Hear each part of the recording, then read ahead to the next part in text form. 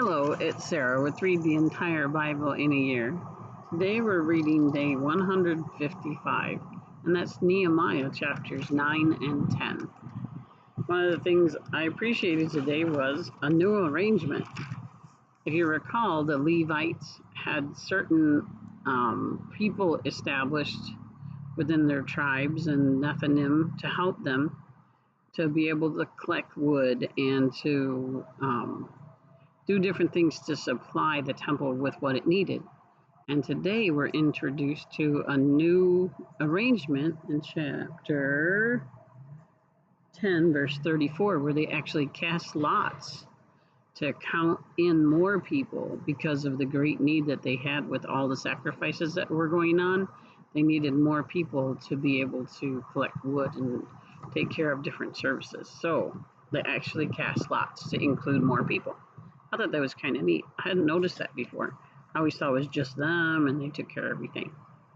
But that being said, let's go ahead and start reading chapters 9 and 10 of Nehemiah.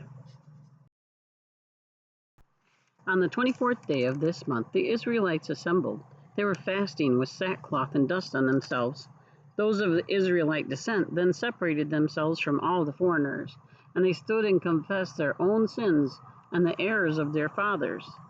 Then they stood up at their place and read aloud from the book of the law of Jehovah their God for a fourth of the day. And for another fourth of it, they were confessing and bowing down to Jehovah their God. Jeshua, Bani, Kadmiel, Shebaniah, Bunai, Sherebiah, Bani, and Chenani stood on the raised platform of the Levites, and they cried out with a loud voice to Jehovah their God. And the Levites, Jeshua, Kadmiel, Bani, Hashabaniah, Sherebiah, Hodiah, Shebaniah, and Pethahiah said, "Stand up and praise Jehovah your God throughout all eternity, and let them praise your glorious name, which is exalted above all blessing and praise. You alone are Jehovah.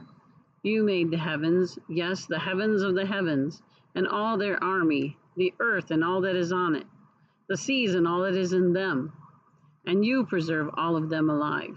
And the army of the heavens are bowing down to you. You are Jehovah, the true God, who chose Abram and brought him out of Ur of the Chaldeans, and gave him the name Abraham.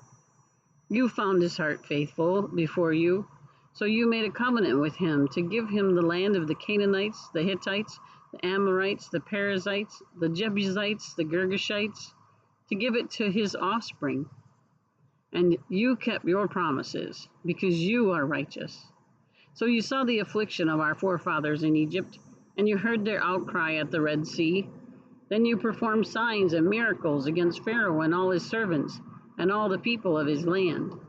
For you knew that they acted presumptuously against them. You made a name for yourself that remains to this day, and you split the sea before them so that they crossed through the sea on the dry land.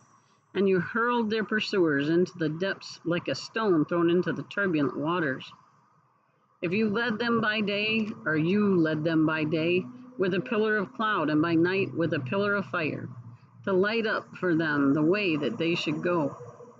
And you came down on Mount Sinai and spoke with them from heaven and gave them righteous judgments, laws of truth, good regulations and commandments. You made known to them your holy Sabbath, and you gave them commandments, regulations, and the law through your servant Moses. You gave them bread from heaven when they were hungry, and you brought water out of the crag when they were thirsty. And you told them to enter and take possession of the land that you had sworn to give to them. But they, our forefathers, acted presumptuously and became stubborn, and they would not listen to your commandments. They refused to listen, and they did not remember your extraordinary acts that you performed among them. But they became stubborn and appointed a head to return to their slavery in Egypt. But you are God, ready to forgive, compassionate and merciful, slow to anger and abundant in loyal love. And you did not abandon them, even when they made for themselves a metal statue of a calf, and were saying, "This is our God who led you up out of Egypt." And they committed great acts of disrespect. Even then, you, in your great mercy, did not abandon them in the wilderness. The pillar of cloud did not depart from over them by day to lead them in the way, nor the pillar of fire by night to light up for them the way they should go. And you gave your good spirit to give them insight, and you did not hold back your manna from their mouth, and you gave them water when they were thirsty. For 40 years you provided them food in the wilderness. They lacked nothing. Their garments did not wear out, and their feet did not become swollen. You gave them kingdoms and peoples, apportioning them piece by piece, so that they took possession of the land of Sihon, that is the land of the king of Heshbon, as well as the land of Og, the king of Bashan. And you made their sons as numerous as the stars of the heavens. Then you brought them into the land that you had promised their forefathers, that they should enter and possess. So their sons went in and took possession of the land, and you subdued before them the Canaanites, who were the inhabitants of the land. And you gave them into their hand, both their kings and their peoples of the land, to do with them as they pleased. As they captured fortified cities and a fertile land, and they took possession of houses full of all sorts of good things, cisterns already dug, vineyards, olive groves, and fruit trees in abundance. So they ate and grew satisfied and fat, and they basked in your great goodness. However, they became disobedient and rebelled against you, and turned their backs on your law.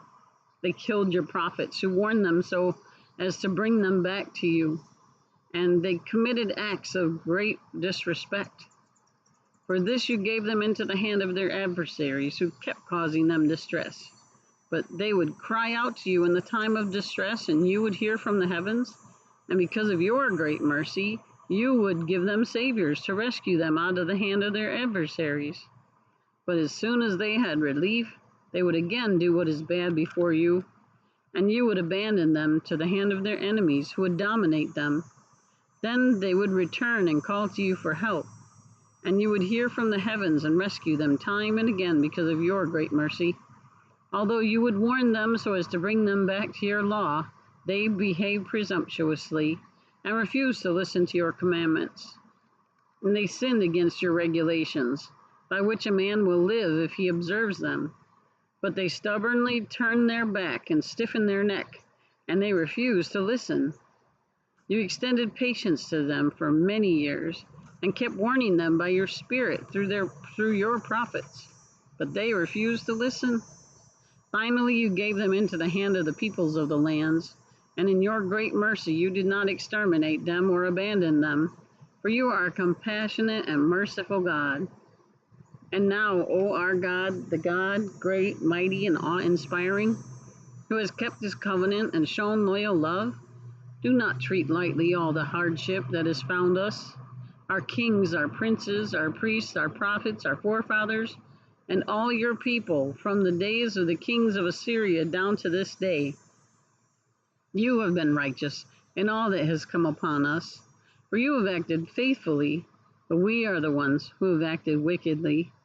As for our kings, our princes, our priests, and our forefathers, they have not observed your law, nor paid attention to your commandments, or to your reminders, by which you warned them.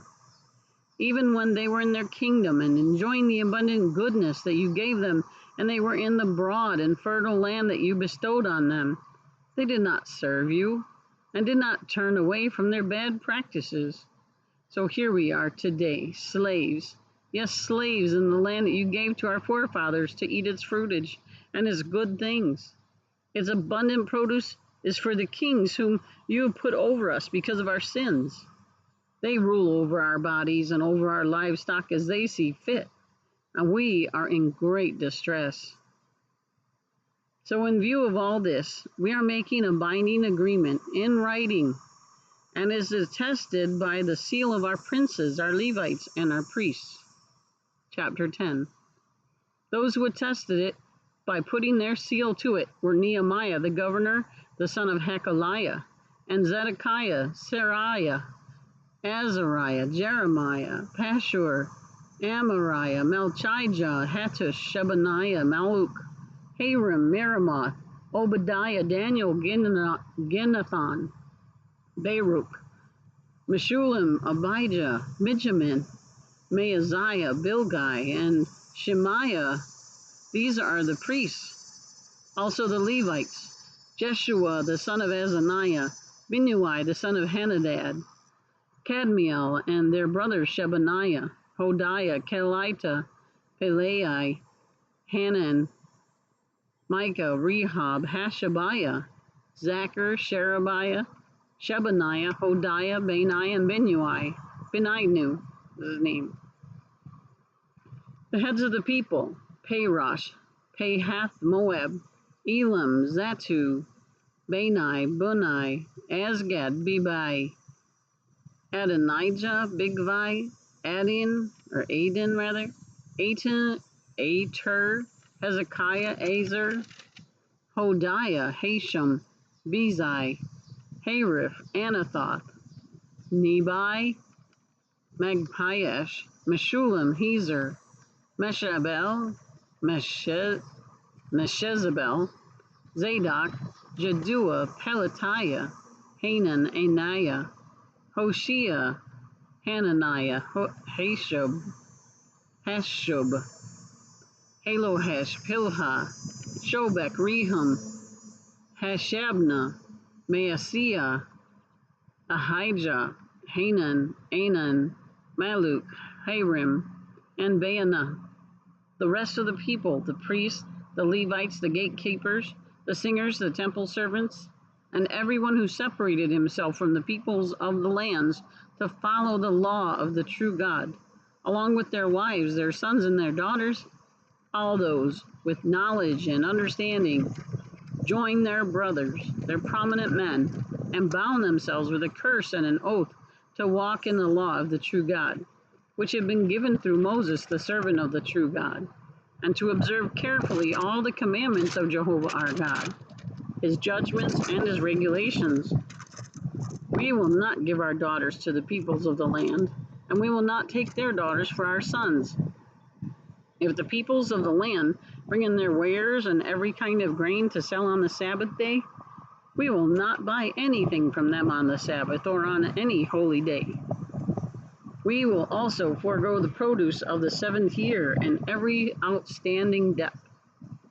Also, we impose the obligation on ourselves, for each of us, to give 1/3 of a shekel yearly for the service of the house of our God, for the layer bread, the regular grain offering, the regular burnt offering of the Sabbaths and the new moons, and for the appointed feasts, for the holy things, for the sin offerings, to make atonement for Israel and for all the work of the house of our God.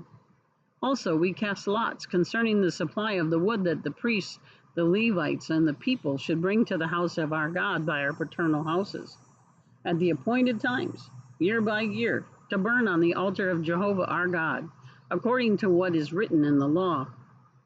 We will also bring the first ripe fruits of our land and the first ripe fruits of every sort of fruit tree, year by year, to the house of Jehovah, as well as the firstborn of our sons and of our livestock, according to what is written in the law.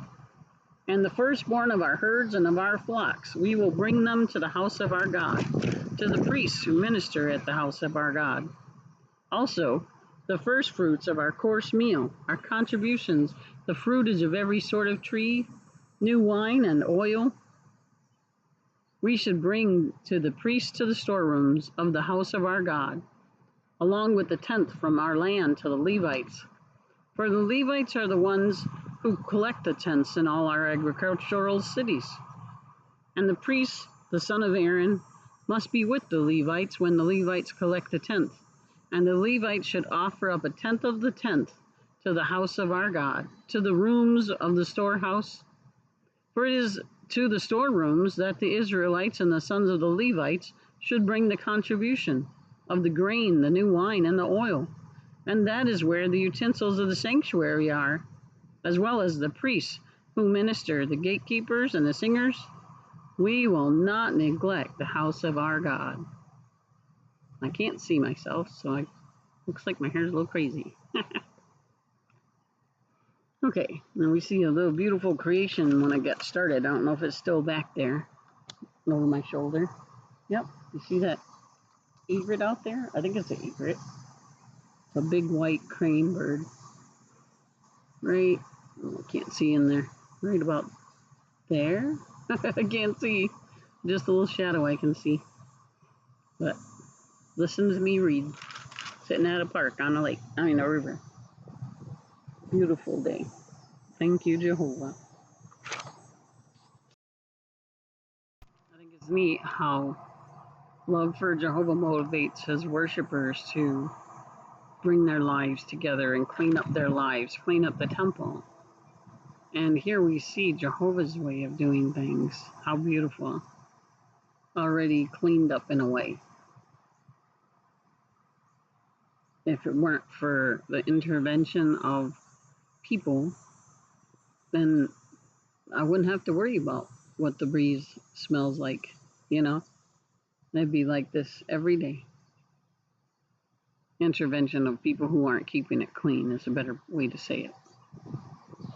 So, nice day to observe and appreciate and show my love for things and take care of things here too. So I encourage y'all to do that too. Take a few minutes today. Get out there and enjoy what Jehovah's given us.